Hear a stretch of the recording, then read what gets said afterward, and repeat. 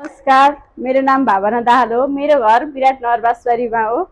म चाहिँ कम्प्युटरको धेरै खोजीमा थिएँ। कहाँ राम्रो क्लास हुन्छ भनेर धेरै ठाउँ खोजेँ, तर मैले कहीँ पत्ता लगाइनँ। तर मेरो एकजना साथीले त्यहाँ बरगाछीमा रहेको कान्तिपुर इन्स्टिच्युटमा राम्रो पढाइ हुन्छ भनेर जानकारी दिएको थिएँ।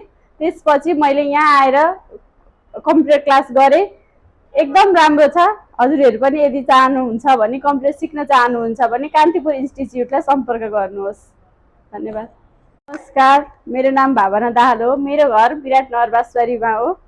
म चाहिँ कम्प्युटरको धेरै खोजीमा थिएँ। कहाँ राम्रो क्लास हुन्छ भनेर धेरै ठाउँ खोजेँ, तर मैले कहीँ पत्ता लगाइनँ। तर मेरो एकजना साथीले त्यहाँ बरगाछीमा रहेको कान्तिपुर इन्स्टिच्युटमा राम्रो पढाइ हुन्छ भनेर जानकारी दिएको थिएँ।